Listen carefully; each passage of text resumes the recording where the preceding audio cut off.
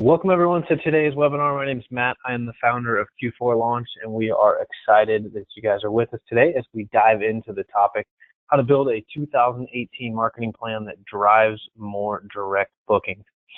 Particularly excited for this topic because I think it's a time in the industry where this topic is more relevant, honestly, probably than it's ever been, in a time where our industry is seeing more change than it's ever seen and everything else that goes into that. So excited about that.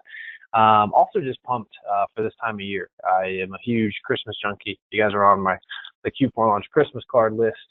You'll hear a little bit about that on Christmas card this year.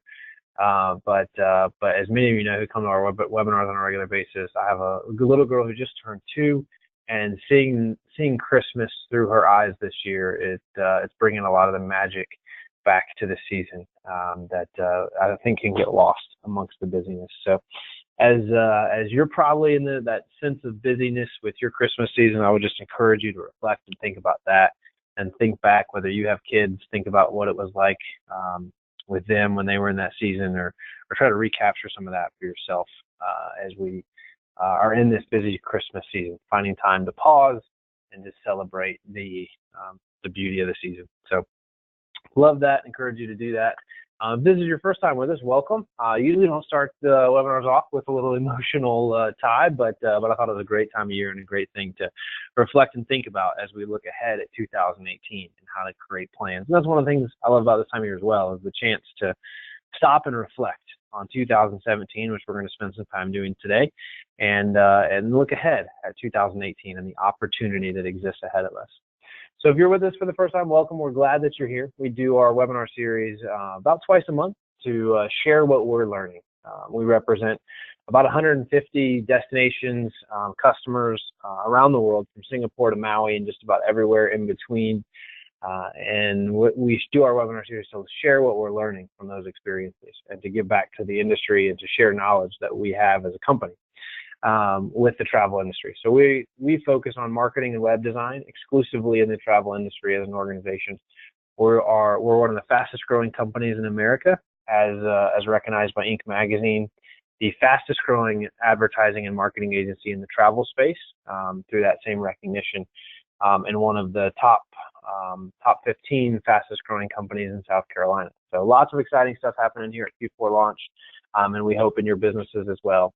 And we want to help you as we're talking today about how to prepare your 2018 to be the best year yet by driving more direct bookings. So as we dive in today, we will get right into our content here. We wanted to have a quick review of 2017. 2017 was a year that saw continued industry consolidation through a lot of acquisitions and capital raises. Probably not as much, honestly, as 2016 saw, but still saw a lot of consolidation, a lot of acquisitions, and a lot of companies going out and raising capital, which I think is an important thing. You might be like, well, that doesn't affect me, but it does, because there's consolidation happening in the industry, and it's making it harder for the small independent operator to stay relevant and stay competitive in a continued consolidating world. As everybody else is getting bigger from a consolidation perspective, and they're acquiring other people, how do we stay relevant and compete as independents? And I think that's an important question. I know a lot of people are asking, and an important question that you should be asking and finding an answer to. Airbnb surpassed 4 million listings this summer, which made them, I believe, the largest hospitality brand as measured by key count in the world. They have more keys, quote unquote, than anyone in the world, while they actually don't own any of those keys, although that may be changing with some of the things they've announced as well this fall. But overall, don't really own the real estate. That's not their model. But creating a marketplace where they can represent those keys, making themselves the largest hospitality company in the world, measured by doors or key count. Another big change in 2017 was the HomeAway redacted guest contact information. So if you're on the HomeAway platform, them pulling that contact information back so you can't start developing that guest relationship and owning that guest relationship, which is another step and a big push they've been making for some time towards owning that customer relationship. And we're going to talk about that in more detail today. A few other things, just to kind of summarize 2017. It was a year marked by change happening faster than ever, And we know that will continue to accelerate. If you study the pace of change, or you study technology at all, or how it works, the impact of it on society, one of the things you'll see consistently is this message that as technology accelerates, the pace of change, or the pace of growth it enables, accelerates exponentially, because everything that you just created makes changing again easier, faster, stronger. So as you accelerate quicker in that environment. So we know change is not going to slow down. We know change is not going to change. Change is the only constant, right? So it will continue to accelerate in 2018. And how do you evolve as a business operator, manager, marketing manager, revenue manager, to be able to keep up in that environment? One of the big takeaways I had reading Jeff Bezos' letter this year to his shareholders was he talks about being a day one company. And to summarize that, really, that companies that continue to change and adapt and evolve at a rapid pace will be the companies that mark success. And in a time where our industry is changing rapidly, we need to look at that and say the companies that evolve and change quickly will be the companies that succeed into the future. The companies that try to keep doing things the way they've always done things will be the companies that go out of business and are left behind by their competition. The good news in our industry right now is there's more opportunity than there has ever been. There is more growth happening in the independent sector of lodging than there has ever been. Growth from a consumer perspective, more dollars coming into the space from a consumer spend perspective, more awareness coming into our sector than there has ever been. So an incredible, exciting time from an opportunity perspective. At the same time that's happening, that opportunity is attracting more competition than there has ever been. And we're facing competitors we never thought we would face before. Airbnb has democratized the vacation rental and honestly the hotel industry as well, where anybody with a spare bedroom can be an innkeeper. And they're doing that in a way that's never been done historically. And they're disrupting the industry in a lot of good ways and in some frustrating ways for a lot of people. But what we know about pace of change and what we know about their direction, they're not going away. Like, that's not something that's going to go away anytime soon. And we're having to compete against people we never thought of as competitors before. And we need to think about things differently. In that environment where there's more opportunity but more competition, it becomes a battle of how do you go get that? How do you go reach that marketplace? How do you go reach that consumer that's entering the marketplace for the first time and spending money in the marketplace for the first time? And the things we need to do from a marketing perspective are different than things we've done in the past. The things that will create success in this environment of rapid change are different than the things that have created your success up to this point. And you have to be willing to think and act differently to succeed in 2018 than you did in 2017. And definitely than you did in 2015, 14, 13, on down the line. The companies that do that well will be marked by success into the future. And the companies that don't and they struggle to make those changes will be the companies that will slowly die away because they're not keeping up with what's expected by today's modern traveler, both from a technology and guest experience perspective. So let's take a quick look ahead at 2018. One thing, 2017's trends show no signs of slowing down.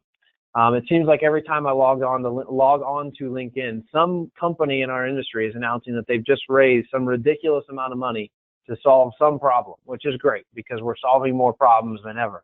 But pace is continuing to accelerate. Change will continue to accelerate. We as business owners have to continue to accelerate to keep up in that environment. OTAs will continue to invest in owning the guest. What they know about building a marketplace is that it is all about owning the guest relationship. The battle for inventory is a battle, and it's being fought, and it's something that Expedia's CEO has talked about in their inventory growth strategy and what that looks like. But the biggest battle that they're fighting, the biggest war that they're waging, has nothing to do with acquiring new inventory. It has everything to do with acquiring more guests. They know if they acquire more guests, that the inventory, aka the hoteliers, the vacation rental managers, the innkeepers, will come to them looking for that demand. If they can provide demand, the supply will come to them. And historically, they're right. That's typically how marketplaces work, so it's not a bad strategy. But as you, the supply part of that equation, look at that strategy, you have to know that they are going to work harder than ever to own that guest relationship. One of the other things that marks a successful marketplace, and that's, you study venture capital right now, and I have several buddies who are investment bankers and venture capital guys and private equity guys. And as I talk to them about the types of companies that they're looking for, as I try to keep a better pulse on the industry as a whole, one of the things I hear a lot from them is we're looking for the next great marketplace, right? We're looking for the next great Uber. We're looking for the next great HomeAway. We're looking for the next great Amazon, that company who's small right now, but can go to that kind of level and can scale like that. And I can tell you there's very, very few of those around, which is why they spend so much time looking and turning over rocks just to find out there's nothing really there underneath it. But that's what people are looking for. That's what investors are investing into, is those type of platforms.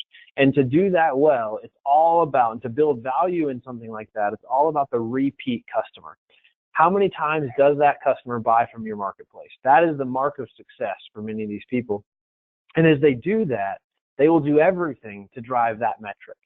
That metric is the metric that matters, which includes not necessarily being the best partner on the flip side of that. Because if there's a dispute between demand and supply, if there's a dispute between the customer and the hotel, vacation rental, they're going to side the majority of the time with the customer, because the customer is who creates value for them. If they lose you from a supply perspective, you're much easier to replace than the customer. And you'll see that if you really study their behavior, study the changes they're making, study the things they're talking about, studying the way they're spending their money. They're spending their money to acquire the customer, to acquire the guest. They don't view us, hoteliers, vacation rental managers, innkeepers, as their customers. They view the guest as their customer. And if they're going to do everything they can to own that customer, own that guest, we have to think about that differently, because I think you will see a ramp up in aggressiveness in owning that customer in a way you've never seen it before in 2018. You've already seen it in ways you've never seen it before in 2017, but that will continue in 2018. And pay-per-click will get increasingly expensive. That's one of the big takeaways, and that's one of the reasons that the third quarter was such a difficult quarter for travel stocks. If you look at Priceline, Expedia, Booking.com, TripAdvisor, if you look at the stock prices of many of these companies, they suffered coming off their third quarter's earnings calls, and almost across the board, it's because they spent more money on paid advertising in the third quarter than they planned to, and they forecasted that ahead and said, we're cutting our earnings predictions because we're spending more to acquire our customers on paid advertising than we anticipated and than we've ever spent before. So if pay-per-click is a big part of your strategy, and we're going to teach a webinar just on this topic in the coming weeks or months, if pay-per-click is a big part of your strategy, you need to think about that differently, because it will get increasingly expensive. And you can't spend the same budget to acquire the same customers in 2018 you did in 2017. You have to either rethink your strategy or be willing to allocate more budget for the same result and get a lower ROI on that medium. So this is a big one. We predict HomeAway will eliminate subscriptions and roll out pay-per-booking exclusively in 2018. This is specifically on the vacation rental side of things. They've actually already done this across many of their other websites. They haven't yet on their primary sites, HomeAway and VRBO, but they have already on several others that used to have subscription models. And I'm not going to read you this entire quote, but it's a quote from Expedia's CEO, Åkerström, from his third quarter earnings call. And what he says, if you kind of get down to the nitty gritty of it, and about 2/3 of the way down, it says, I think it may be the case that pay-per-booking hosts just have a better ability to compete in that marketplace, but time will tell. But the trend is definitely towards more pay-per-booking. And we did a webinar a few weeks ago analyzing their third quarter's earnings calls, and this is what they said. This is where we think that means the future is going. If you weren't on that, you need to listen to that, because that will absolutely shape the way you're thinking about 2018. But the writing is on the wall, folks. All the changes they're making since the acquisition have lined up to this statement. So if you're not awake to this statement yet, you need to prepare for that. You need to prepare for a 2018 that is a pay-per-booking world. You need to prepare for the fact that subscriptions are going to go away. Is it 2018? That I don't know, but I can tell you with confidence that they will do away with subscriptions in 2018. Or excuse me, they will do away with subscriptions. I just can't tell you when. It could be tomorrow, for all I know. Chances are it's a little bit further down the road.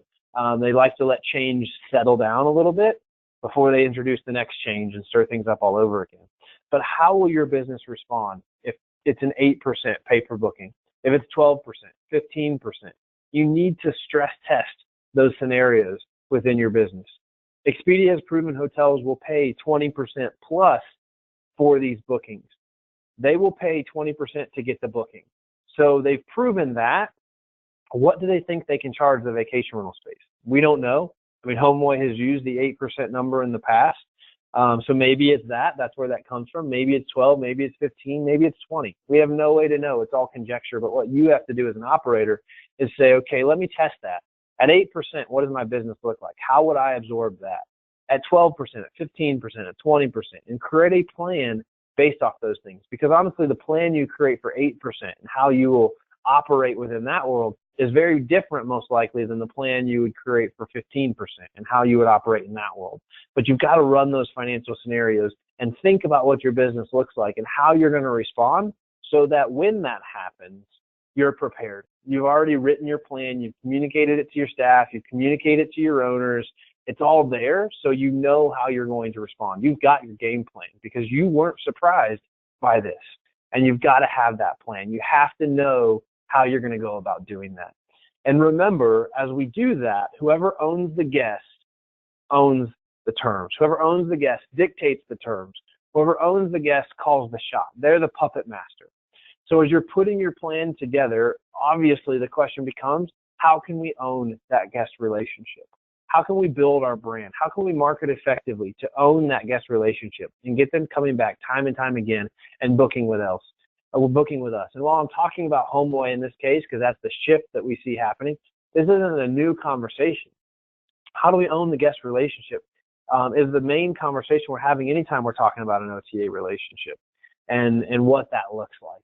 So we've got to think through some of those things and really create scenarios for that. We have to create a marketing plan to be able to do that. And if you've been with us on past webinars, today's going to be a little bit different because honestly, we're going to talk more today about how to think than what to do. We're going to talk a little bit about what to do, the tactics on how to do, but we're going to talk more about the high level, how to think about these things from a big picture and what that looks like. So hopefully that's helpful. We are very usually how-to oriented, and we're going to do a little bit of that today, but we're going to probably tackle more how to think about this than how to do it today. So as we talk about that, you need a plan for 2018 to thrive in turbulent times. Nobody sails into a battle like this without a plan. You need to know how you're going to respond when the opposing force does X, Y, and Z. You need to have game planned that. You need to have run those scenarios, created those stress tests, just like I talked about, and say, okay, this is how I'm going to respond when this happens. And then if you think something is going to happen, if it's inevitable, that change is inevitable, start putting those things into place now, as opposed to waiting and saying, okay, I'm going to start that at this moment.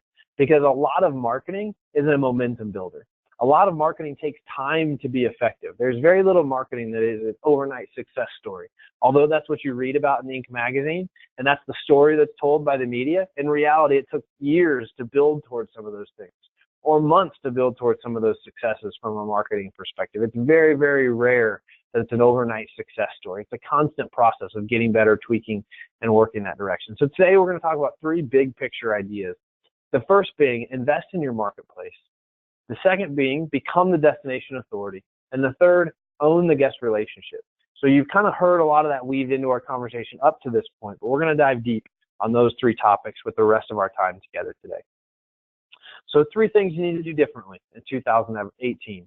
Number 1, HomeAway and Airbnb are investing big in their marketplaces. Are you?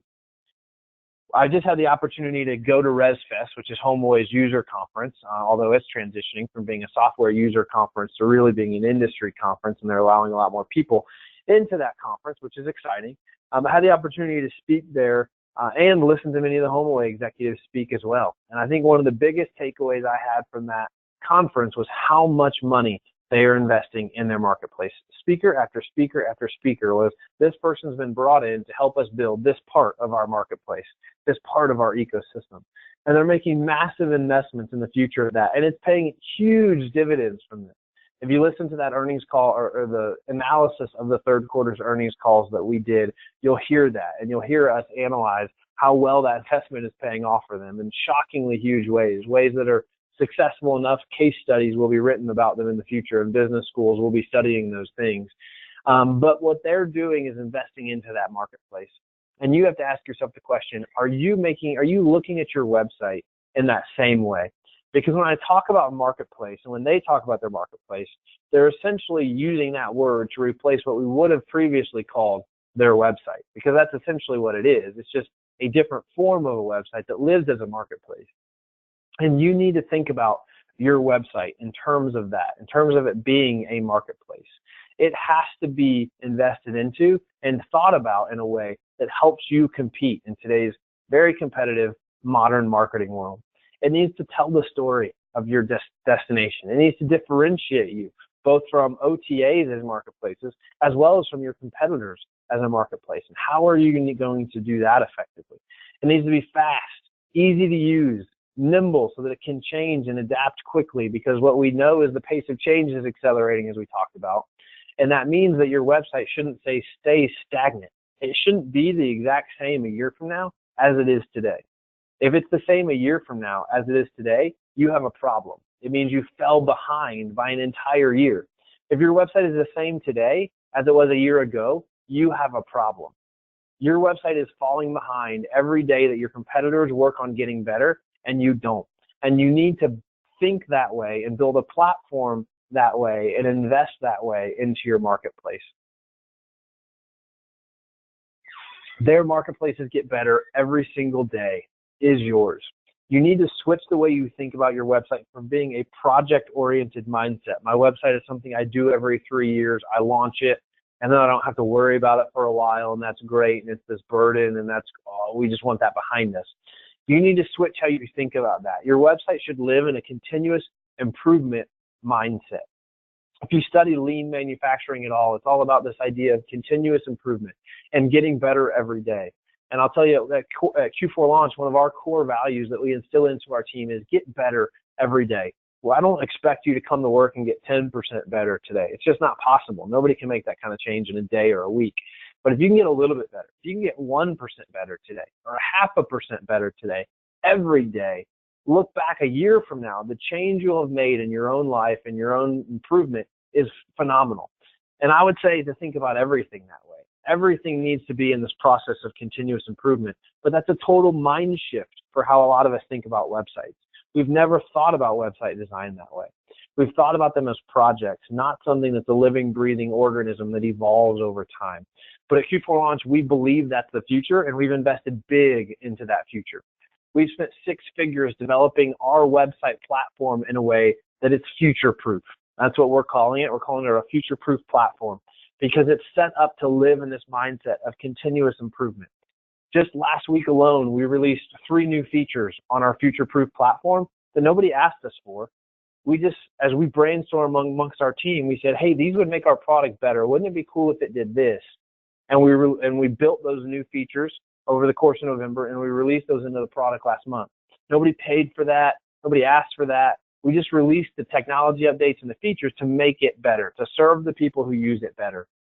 And in that way, there's a couple things happening. One, you need to be working that direction and thinking about that and ways to make your guest experience better. But your technology provider, your solution provider needs to be thinking about that as well and pushing that envelope forward. Because every day you don't push the envelope forward, you fall a little bit behind. And great design is a part of that. Great design changes regularly. And as such, your website shouldn't look the same 3 years from now that it looks today. That needs to evolve and change. I can tell you the design we're doing today is dramatically different than the design we did a year ago or 3 years ago.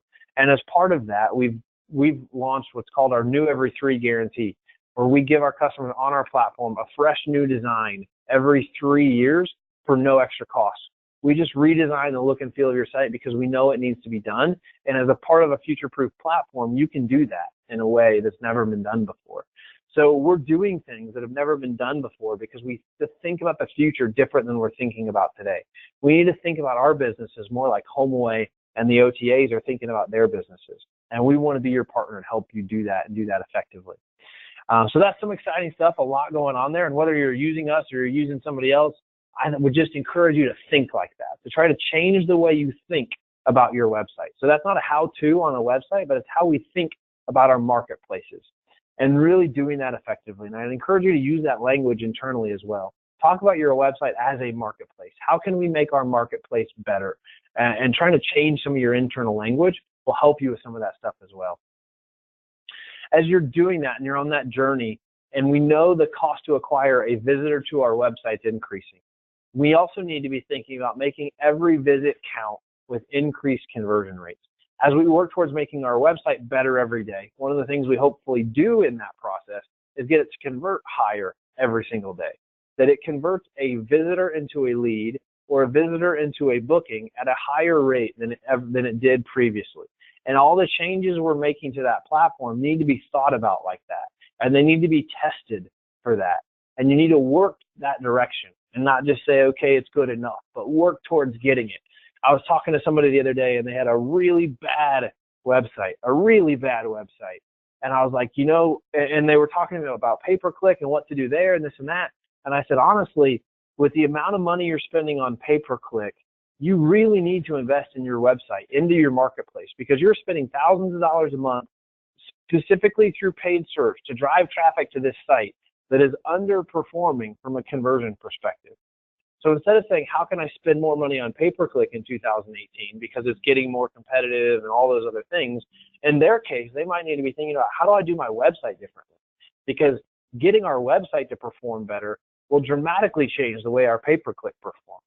All the traffic we're driving, no matter what source it's from, pay-per-click, email marketing, social media, organic search, whatever, if we make our website better, all that traffic converts at a higher rate. So you need to be thinking about those things.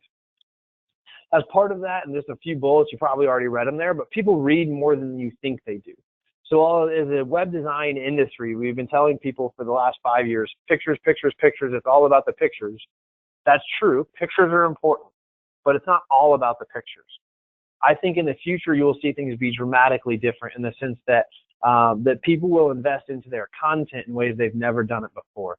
Content is the key to higher conversion rates. And we've done testing after testing with our customers around this and have proven it to be true, in some cases increasing our customers' conversion rates as much as twofold, just with changing the way content is written and positioned on those key pages. But we're answering questions for people. We have new customers entering our marketplace that have never done business with us before as hoteliers, as vacation rental managers, as hospitalitarians, as we call it to kind of describe the whole industry. And they have different questions. And because their questions are different, the copy you wrote 5 years ago isn't as good as it could be. It's not answering the questions that today's modern traveler has. So if you're not updating that copy on a regular basis, you're falling behind in that sense as well. We believe that so much that we have a full-time content team in our office. They literally are the closest people to me every day in the office. We have 10 full-time staff that create great quality content for our customers because we're so committed to the importance of content creation. It's such an important part of your overall strategy, and it's something that has hugely differentiated our customers from their competitors in their marketplaces and drives growth in so many different parts of their business. And as you're thinking about increasing conversion rate, much of what we've talked about is that book now, but you need to think beyond the book now. You have to understand that when people come to your website, they aren't necessarily ready to book. On any given day, 1% of people who come to your website will make a booking with you. And that's kind of some industry averages. Maybe 4% of those people are actually ready to book, but only 1% book with you. But either way, what that means is that roughly 95, 96% of people who come to your website today are not ready to make a booking. They're just shopping.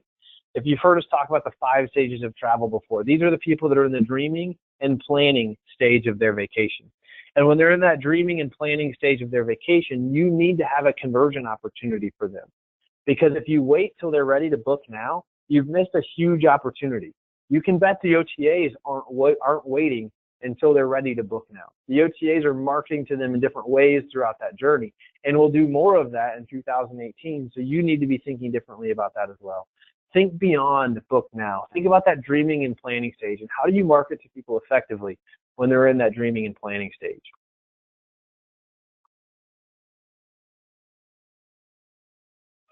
Moving on to topic number 2 here, You need to become the destination authority.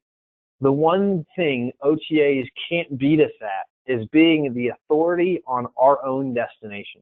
Nobody can know Fort Lauderdale as well as Fort Lauderdale stays. I guarantee you Expedia can't. Nobody can know the North Georgia mountains as well as Pinnacle Cabin Rentals. I guarantee you Expedia can't. Nobody can know your destination the way you know your destination. And as a part of that, you need to become the destination authority. And this looks like a couple different things, and it has several different outcomes we're going to talk about as well. But publishing fresh, regular content on your website is the key.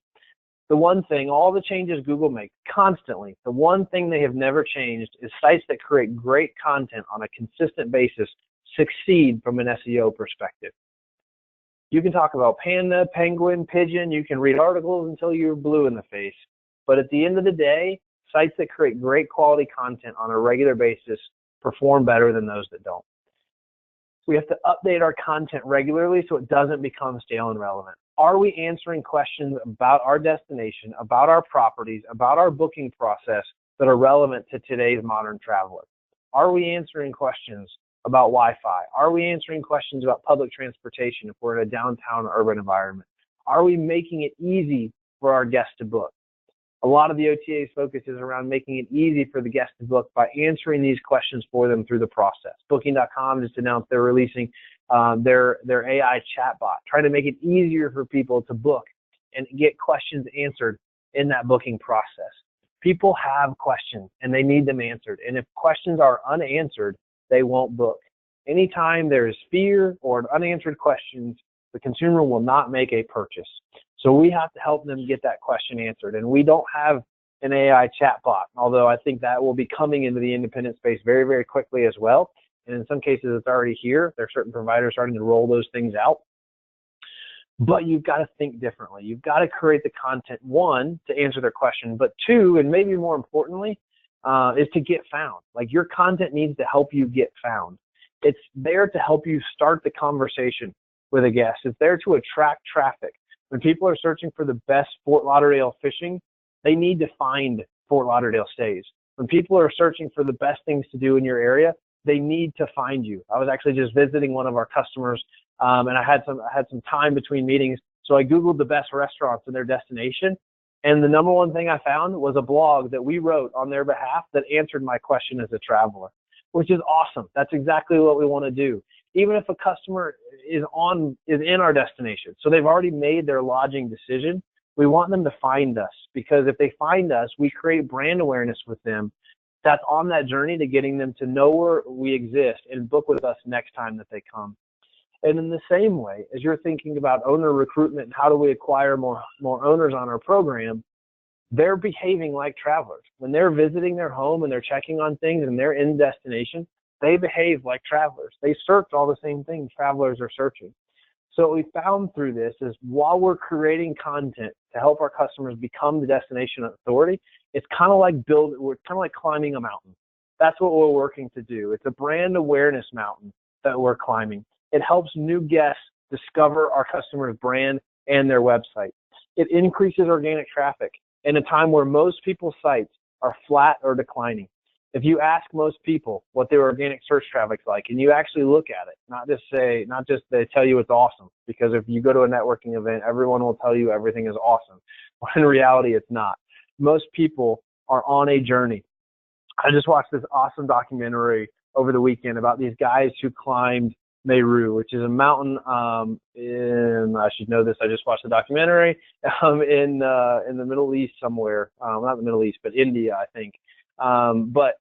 Excuse my geographic limitations there, but they had to plot their course up this mountain. They climbed this mountain. There's this part of the mountain, the shark fin, that had never been climbed before. So they had to figure it out. And the first time they went and they tried to climb it, they failed. But what they learned was a better way to do it the next time. They spent time plotting their course up this mountain. And that's what we're talking about here. Content helps us plot our course up this mountain. And coincidentally, your analytics will actually look like this. A lot of that's because of seasonality. But you will see your traffic look like this. If your traffic is flat year over year, that's not a good sign. Your traffic needs to be increasing year over year and actually kind of look like this. But your content's going to help you on that journey to be able to succeed in that. And it will help you bring on your homeowners to your program as well, because the homeowners want to be with the thought leader in the destination. They want to be with the people that are getting found. And we've heard success story after success story from our customers who came to us looking to launch a program like this to attract more guests. But when we attract more guests, we inherently attract more homeowners. Supply follows demand, right? We talked about that earlier with the OTA. Supply follows demand. So in our world, our demand is homeowners on our program. That's our supply. Our supply is homeowners on our program. Demand is guests. If we attract more guests, if we attract more demand, we're naturally going to attract more supply. So by doing this same strategy to attract more guests, you will attract more homeowners. We see it happen with our customers every single time. As part of it, we see their brand awareness grow as well. And we measure that as a success point year over year. As we look at people and we measure this brand awareness, one of the ways we do that is by looking at people that are actually searching for your brand name. And that's a metric of success that tells us our content strategy or our destination authority strategy is working. That's why we call it destination authority rather than just create blogs, because destination authority is building a brand with long-term residual value, as opposed to a pay-per-click strategy where the money's in today, gone tomorrow. The exchange for value is very, very short. There's no long-term payoff for that. So switching gears, number 3, regain ownership of the guests. And I chose those words very intentionally because I think as an industry, in a lot of ways, we have lost ownership of our guests. That might not be true in your case. You may be doing this incredibly well. But as an industry, we have lost ownership of our guests. And the predictions aren't good. The predictions say that we will continue to lose ownership of our guests while the OTAs and the marketplaces they're building continue to get better and better, and we as individuals fall further and further behind. So again, back to Bezos' comment earlier, the people that embrace that and move forward with a rapid pace of change will be the ones that succeed. So while Focusrite has predicted that 70% of bookings will come via OTAs in 2018, that doesn't have to be true for us. That might be true for the industry as a whole. That might be true for the people that are trying to do business the old way. That might be true for the people that aren't keeping up with the pace of change, but it doesn't have to be true for you. And it starts with what we've talked about today and setting that as your strategy for 2018, with a big part of that being regaining ownership of the guest relationship. So let's dive into a couple ways we do that. This is going to get a little bit more tactical than some of the things we've talked about so far, but brand your company and guest experience in a memorable way. We live in a very low-touch world right now. Everything can be automated. Everything can be electronic. Everything can be done via an app. And that's awesome. But while that's awesome and it makes things faster and more efficient, we're losing our opportunity to have memorable interactions with our guests. So we need to find ways to do that. We need to find ways to make memorable brand impressions on our guests. Thinking about that, I mean, not that your guys are going to do webinars, but we hope today's webinar is a memorable brand impression for you with Q4 Launch. That's one of the things that we want to accomplish with our webinar series, is that we create memorable brand impressions, that the information we share is helpful and relevant for you as you're on your journey to driving more direct bookings. And you need to think about that with yourself as well. How can you leave a memorable brand impression with your customers, with your guests? You need to use email marketing more effectively and regularly. I often get the question, how often is too much? And the answer is, let the data tell you that. The data should dictate how often is too much. But I would basically guarantee you, no matter how much you're sending email now, you could be sending more. You could be sending more, and the data will answer that question for you of how much is too much. But your guest email database is a gold mine, but you have to mine it. As I travel and speak at different conferences, and I ask people about all these different marketing mediums they could be using, what are they using most effectively, or what are they using at all? And I ask that question, how many of us are sending email campaigns at least monthly? And time again, when I ask the question, email versus all the other mediums, SEO, pay-per-click, social media, has the lowest engagement rate, the lowest percentage of people using it. But as it's studied by digital marketers, it has the highest ROI of any digital marketing medium and is the most underused.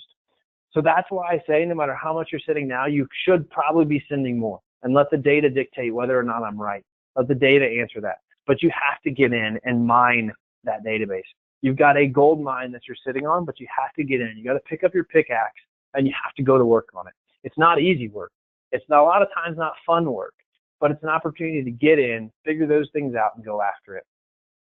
As we look at how can we reach people, tons of people spend tons of money on TV and radio because so many people spend so much time on that.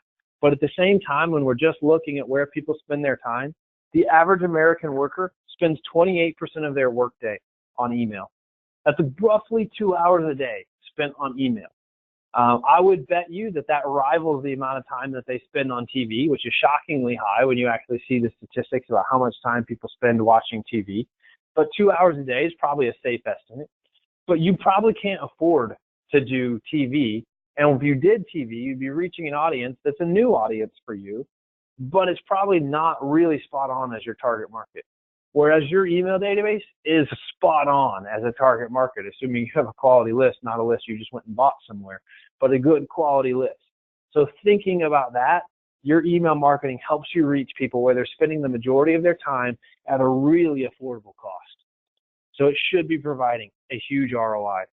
If you're doing email marketing well already, and maybe you're thinking about what does it look like to go to the next level, dive into marketing automation if you haven't. If you have, expand it, because expanding it is a great opportunity to go even deeper.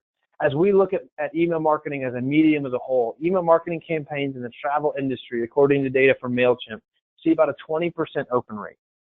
Our email marketing campaigns, we send out see about a 30 to 40% open rate. We like to think that's because we send better quality campaigns with better subject lines, and we send them consistently. So we've trained our list to expect it. So we see higher performance from it.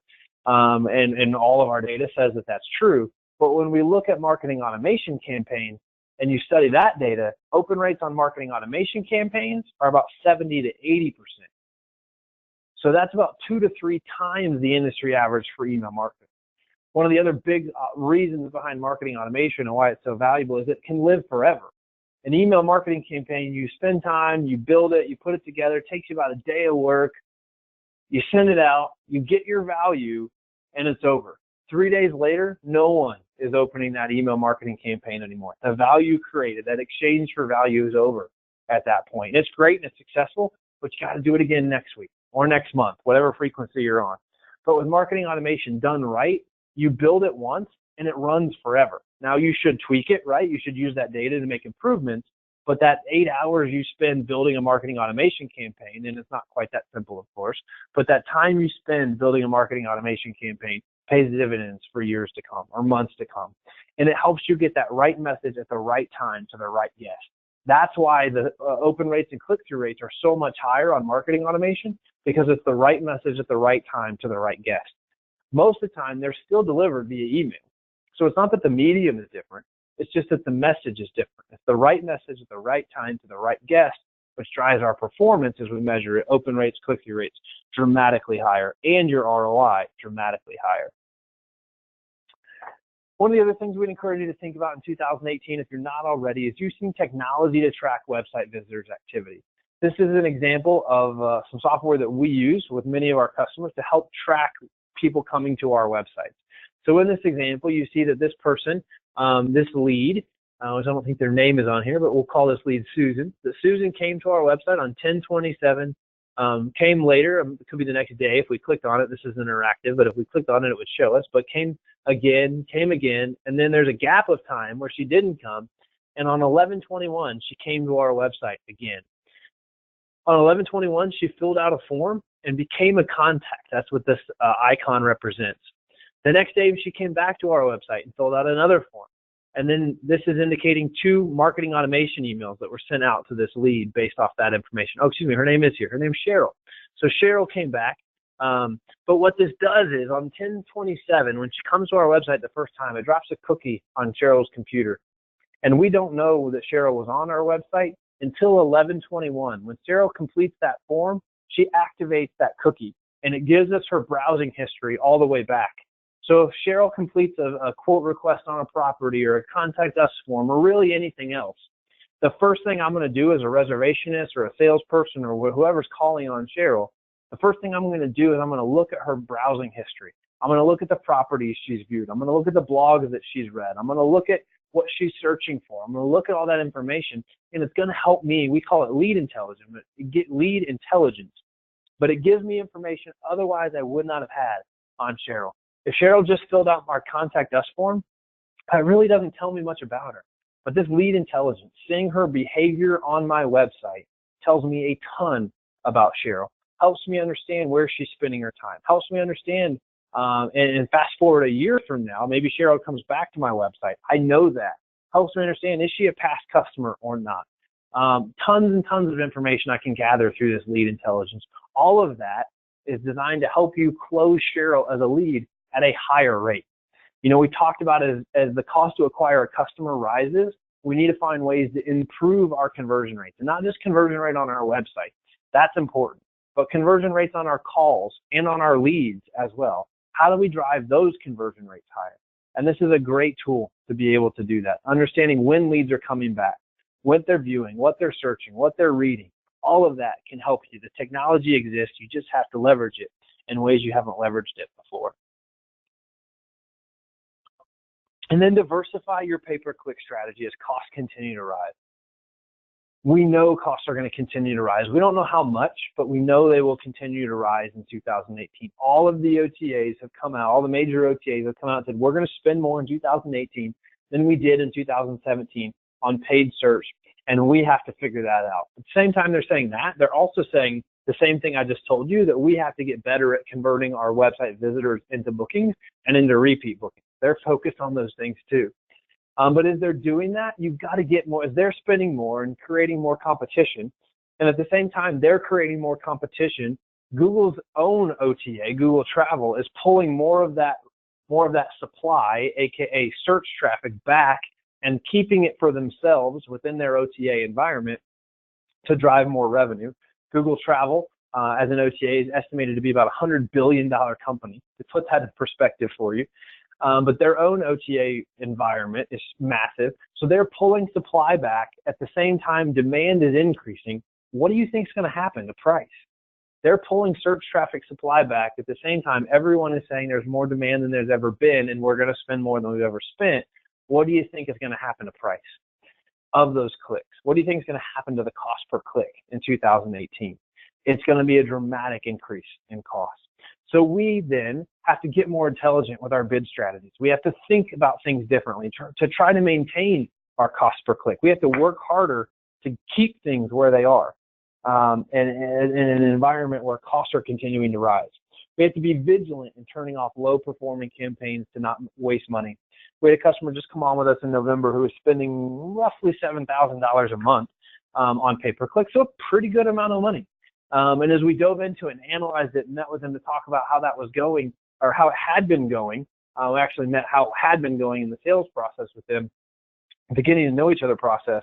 But it was abundantly clear when we got into their data that about 80% of their spend was being wasted by their current agency. And I wish I could say that was surprising, but as we look at that pretty consistently, we find a high percentage of spend being wasted. So in a case where you're spending, as they were, $7,000 a month, and 80% of that is being wasted, that's a massive amount of waste in a marketing budget. So you've got to be vigilant about turning those things off and understanding and analyzing that performance.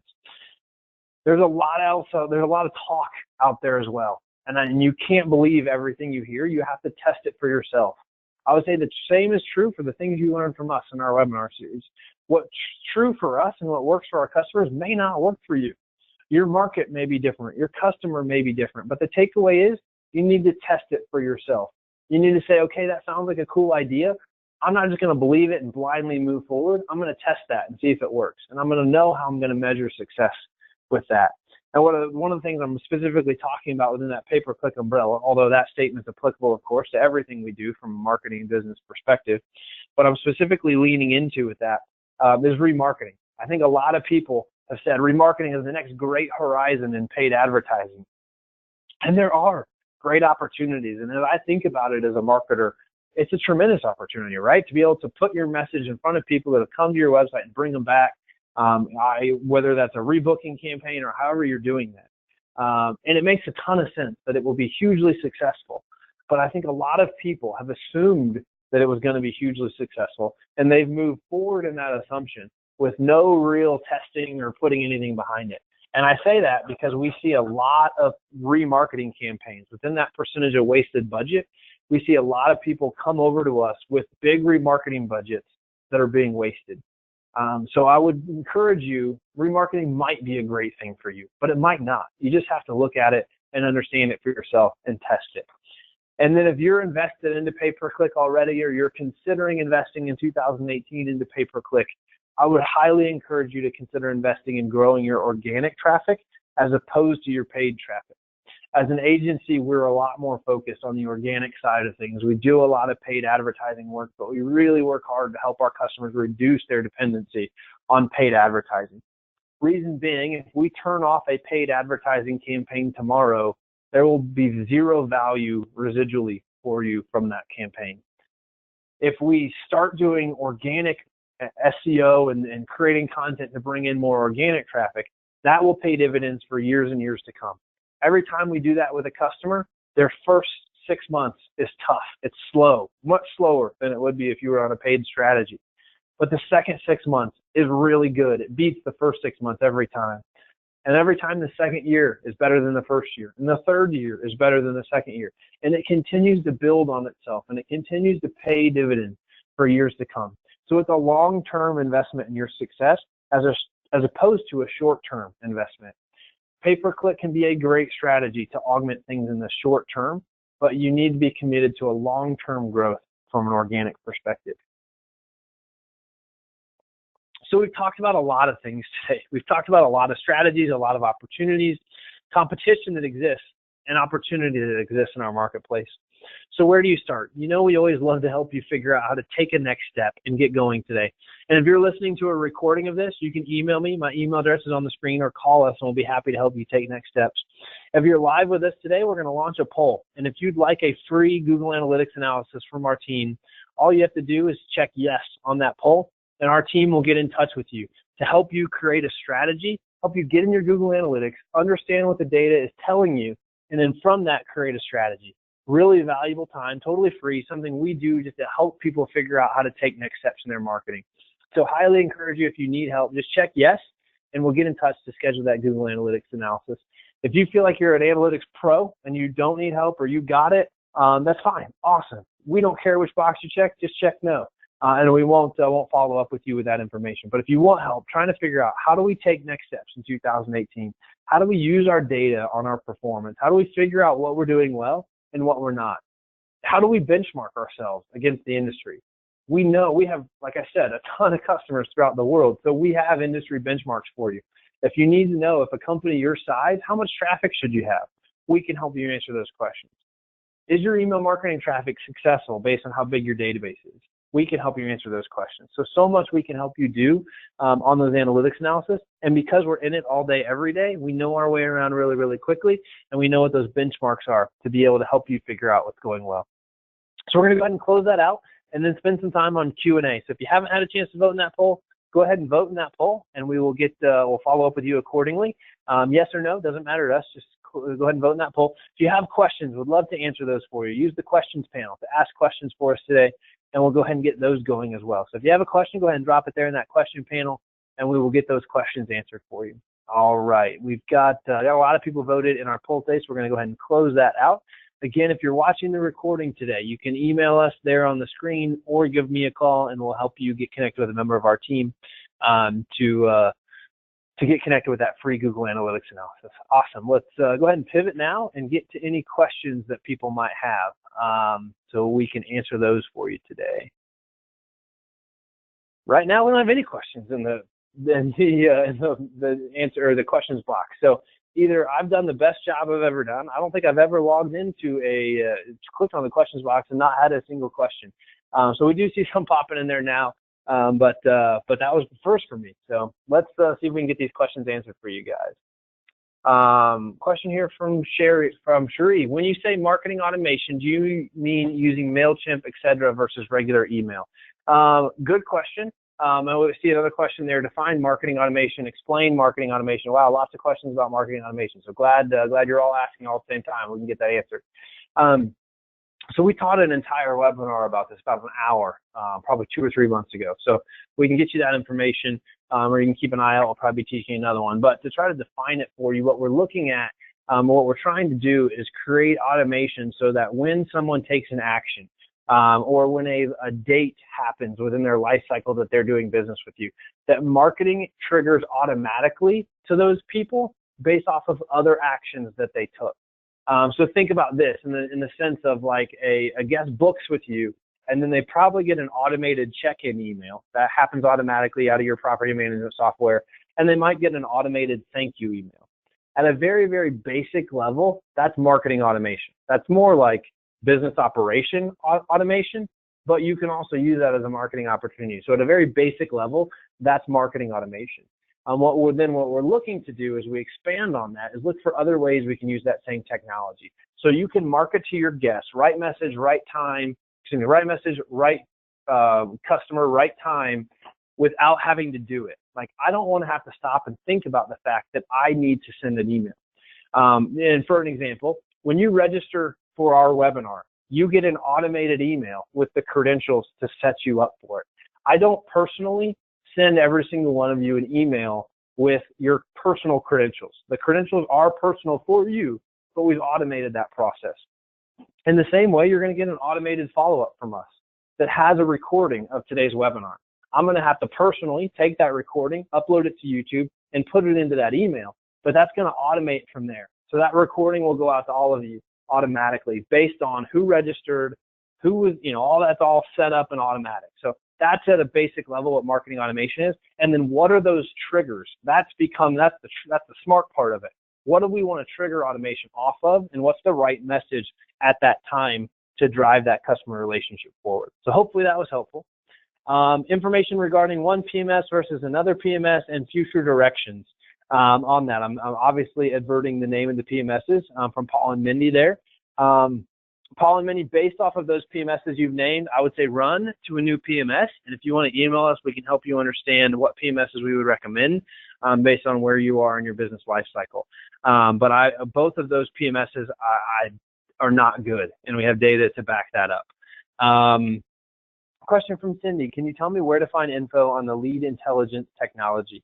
Yeah, that would depend on how you're using it, Cindy, and how big of a property or company you're running. So again, that would be a great question to ask on the analytics analysis, or just email me there on the screen, and we can help you figure that out and get in touch with those things. Question from Janice, does Q4 offer services for automation marketing for birthdays, anniversaries, etc.? Absolutely, we do. And we'd be happy to connect with you on that, Janice, and give you some more information, or anybody else. Janice actually is one of our existing customers, so that's easy for her. But if you're not an existing customer, we'd be happy to share that information with you as well, and look at what that looks like. Not just anniversaries, birthdays, those things, but lots of things. We look at anniversary of booking date. That's an important anniversary as well, because that tends to be when people are thinking about a trip. We look at when people are 30 days out from their stay. What message do they need to get at that point? We look at when people are 5 days past their stay. What message do they need to get at that point? There's a ton of things you can do from a marketing automation perspective, and really diving in and figuring a lot of these things out. So happy to connect with you on that, Janice, as well as looking at all those other points of marketing automation that you can put in. Well, that's it. I think those are all of our questions from the questions box today. If we haven't had a chance to answer your question, feel free to get in touch with us directly. If you checked no, but now that you're thinking about it, you actually do want the Google Analytics analysis, I always get a couple of those emails. I accidentally checked no. Can you still help us? Absolutely. We're happy to help you. Just email me, and I'll put you in touch with a member of our team to help make that a reality for you. Or if you check yes and don't want it anymore, let us know that too, and you can let us know that when we contact you. Make sure to follow up with a member of our team who does reach out to contact you. They'll be in touch shortly to try to schedule that with you, so you can take some next steps towards your 2018 planning. Thanks everybody for attending today's webinar. How to build a 2018 marketing plan that drives more direct bookings. I know it's a very hot topic. Thank you for attending. Hopefully you got some great ideas towards taking some next steps with that. And keep an eye out for our webinar series. We look forward to seeing you on a future webinar. Thanks everybody. Have a great rest of your day.